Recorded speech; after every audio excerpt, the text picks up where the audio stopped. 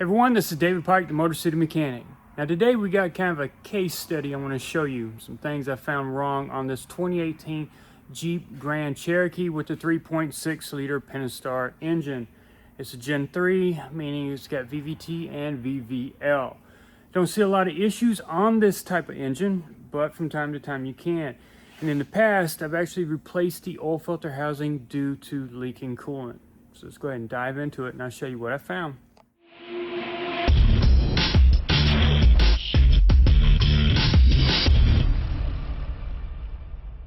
Now originally the vehicle showed up at the shop for a coolant issue.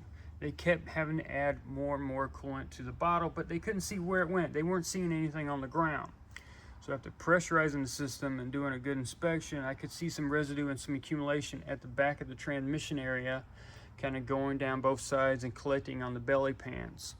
So at that point, remove the upper intake, remove the lower intake, keep it pressurized, and then actually could see that there was coolant coming out from where the aluminum housing bolts to the cooler assembly.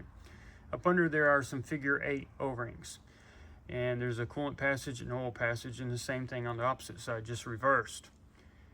The coolant passages on both sides look to be almost kind of imploded. The plastic walls of the housing had deteriorated, and the O-rings actually had crumbled and fallen inward.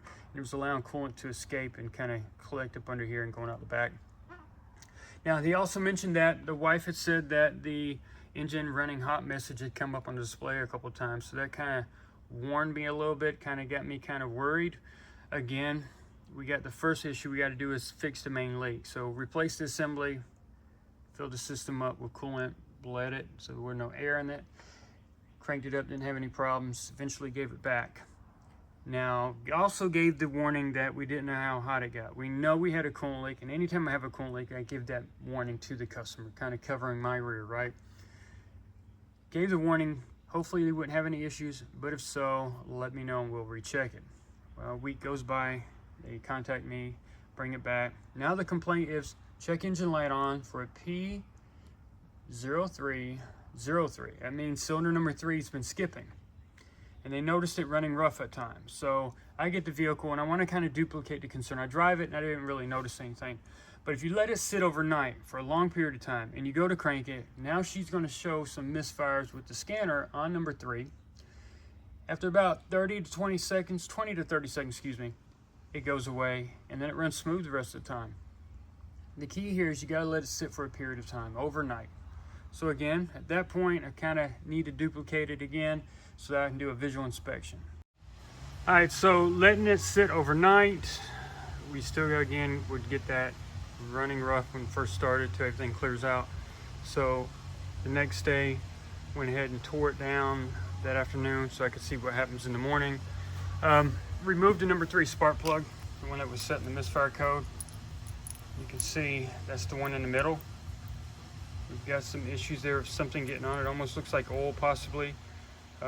This is cylinder number 1 and this is cylinder number 2, and then we've got number 3. So obviously something's getting on the spark plug. What worries me too is that when I let it sit and I've got my Borescope and my camera down in my cylinder, you watch, you can see that we've got something accumulating in the bottom. It's a good chance it could be coolant or some kind of oil residue. You see some right there in that little release they got from one of the valves. You got some color in there. You can even see the reflection in the pool. Something's getting in that cylinder. Another thing I don't like is when you're looking at the valves through the intake. We'll go to that same cylinder. If you look, so I can get a good view of it. You got a normal valve on one side. Both of these are intake. And you hop onto the other side, it's got some kind of buildup on it. I don't know what that buildup is, if that's something coolant related or something related to the oil or whatever's getting into the cylinder. The plug makes it look like it's oil fouled, but it looks like it's possibly coolant getting in there, which we were already kind of worried about how hot it got. Middle cylinder usually means the head has got some warpage to it. Head gaskets don't blow because they are multi-layered steel. So if you're going to have any issues, the head will literally warp maybe a thousandth, a couple thousandths or more, and then coolant starts getting into the cylinder, and it appears that this may have got ran hot too many times.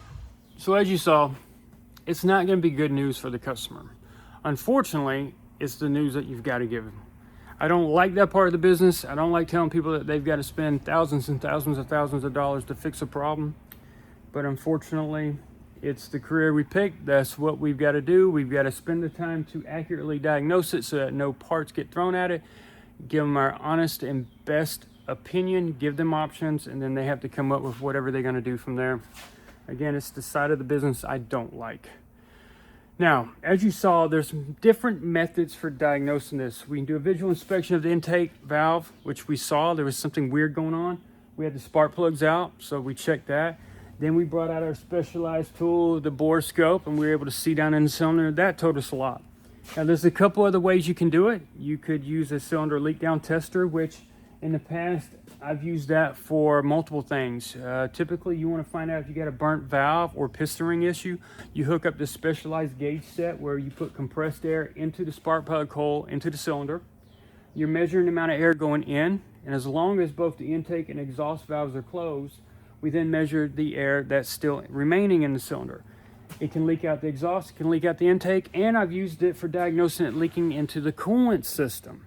So that's another method. The other one is there's a fluid and a special tester or apparatus where you're checking for exhaust gases in the coolant system. It's just a clear bottle, sits right here where the radiator cap is. You stand it up and you're putting almost like a bluish colored fluid in there. You got a little bulb that actually you're squeezing to kind of suck some of the air back into the fluid. And if it changes color, usually to a yellow, that lets you know you've got combustion gases getting into the cooling system. So it depends on how extreme the issue is. Some of these tests will show up easier. The one for me was letting it sit overnight to see what accumulates. I noticed that a lot, that when I have that problem, that's the scenario. You let it sit. The coolant system's still under pressure from the night before. So if it's going to leak, it's going to slowly trickle down into that cylinder. And then again, once you crank it up, she'll run some rough. Sometimes she'll smoke. Most of the times they won't, depending on how bad the leak is. So we know, bad news. So if you like this type of or format of video, please let me know. Give it a big thumbs up. Also, if you like it, follow me on Facebook and Instagram if you want to see any pictures of stuff that I post related to this. And also, if you shop on Amazon, which everybody does, scroll down right below this video and there is a link. Click on that, make that your Amazon homepage, and anytime you buy anything whatsoever, you'll be helping to support this channel. Once again, everybody, thanks for watching.